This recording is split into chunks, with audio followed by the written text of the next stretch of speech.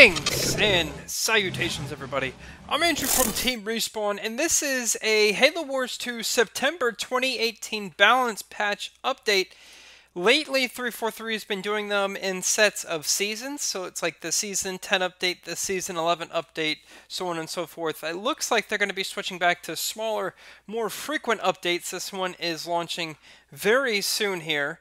As always, if you want to follow along, link to it's in the description. There's not a ton of stuff, but a lot of welcoming things.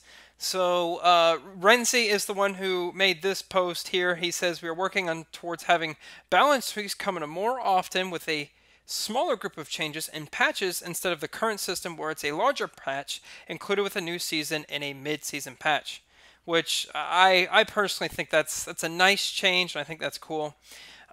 So they're going into the first things that are being changed is the artillery. It says currently these are hard to deal with, especially in the late game.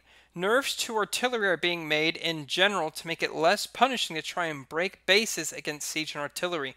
So now they're adding cost escalation for the artillery turrets, and this has been something that has been requested and discussed for a very, very long time. I know a lot of the Halo Wars 2 community has been requesting this. Currently, the shield turrets on the Banished do this as well, but now the UNSC siege turrets will be doing this. The damage reduced against vehicles by 10% for all artillery. So there's a little bit of a nerf there. I still think if you're going to turtle, this cost escalation thing is not going to be a problem at all. For general UNSC, it says Scorpions are getting an overall damage buff to help them be more viable in general. Hornets are getting a survivability nerf as well as damage against anti-air reduced so that anti-air can be more effective against mass air spam. In addition, the Cyclops is underperforming and is receiving a small HP buff for now. This will be watched closely and addressed again as needed. So the Scorpion, the damage is being increased by its main cannon by 14%, which I think is really, really good because, quite honestly, what was good in Halo Wars 1 is trash in Halo Wars 2. So the Hunters, the Cyclopses, and the Scorpions are all terrible in Halo Wars 2 when they were all like the go-to thing. You could throw Banshees in there if you wanted. Banshees were good in Halo Wars 1 and they're terrible in Halo Wars 2. So I'm glad to see Scorpions get a buff because I really want them to be used more. No one, ever since the game came out, I don't think really people have been using Scorpions all that much. I can't really think of a match where I'm like, wow, everyone's making Scorpions. That's not a thing. And so I hope that this makes it a thing. So yeah, cannon damage for Scorpions are being increased by 14%.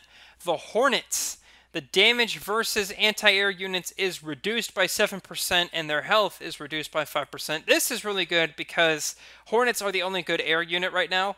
And, you know, I'm a little concerned. I was a big proponent that if you are losing in Halo Wars and you want to win, you just go all air and then you can win. However, I think a problem that could arise from this, and it's just my 2 cents, I'm not a professional or anything, is that air will just be trash altogether and you'll see no one going air, which in my personal opinion is fine by me. I don't like it when everyone just goes all air, but I know that's not how the game was designed. So, you know, from a balance perspective, I think air may need a buff, actually, instead of a nerf, to make it more of a viable unit. Just buff anti-air instead. But who knows? You know, I've seen some arguments that combat tech Marines are arguably better than Wolverines at this point. So who knows? But that's my 2 cents. That's what's happening with Hornets. Cyclops, the health is being increased by 5%. I think that's like so small that you're not even going to notice anything. And I think you're going to need to do it again because Cyclopses are terrible. Banished. Much like the Scorpion, the Wraith is very underwhelming, so slightly larger buffs are going to them in terms of damage and survivability. This is to make them more viable in general as well. In addition, a slight reduction in supply costs for Banshees is being made to improve viability in mid-game against infantry comps. So the Wraith, the damage is being increased by 20%, that's huge, and the shield is being increased by 5%. I like this a lot, because I love the Wraith and no one uses it. The Banshee cost is being reduced again. It was $275, now we're down to $250. I believe, if memory serves me correctly, when the game came out, they were 300. So Banshees are cheaper now. This problem has plagued me for over a year, what they're talking about in this next point. The map resource crate fixes. So, I don't know if you know, but if you watch a lot of the Team Respawn videos, and it happens all the time at the beginning, I'll tell my Marines to go get crates. You hit X on the crates, the Marines will just stand there and do nothing, and it infuriates the hell out of me, because it wastes a lot of time in the beginning, and it really screws up your opening. So they're fixing an issue that has been in since launch, found out it can be resolved through data instead of an actual scenario change. A couple of resource crate positions have been adjusted to address an issue causing units to be unable to gather them on Highway, Rift, and Bedrock. The ones that bother me the most were Highway and Bedrock.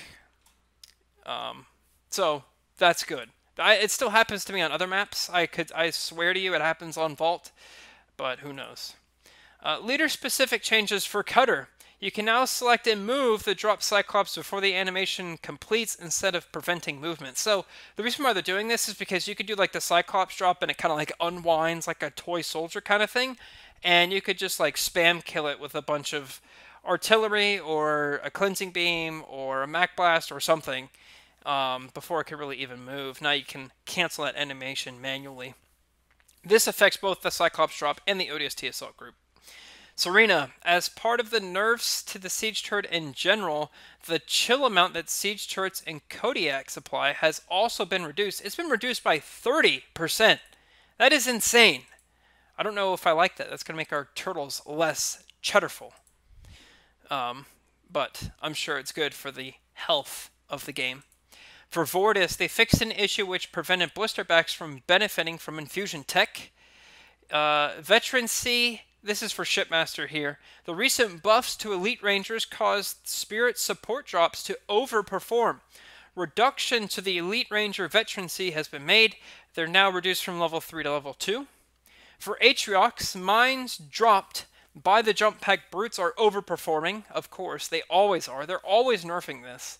Nerfs to their effectiveness have been made, especially against scout vehicles. So it's been reduced. The daze has been reduced from 10 seconds to 4 seconds to fall in line with other dazing effects. And the countermeasure mine damage reduced against scouts by 30%. So overall, I like this a lot. I think this is really, really good. Good for Renzi here and the Halo Wars 2 team, whoever's working on it for these changes. This has been a heated argument for a long time. Pun not intended, but Cansano, I think, needs a buff because I think Cansano is trash, and that's the only leader I think that would need a buff. We used to be on a first-name basis, Morgan and I. We used to make really cheddarful videos together. Now, she is so terrible, I just can't even bear to get her anymore. If I go random on and I get Cansano, I'm actually sad.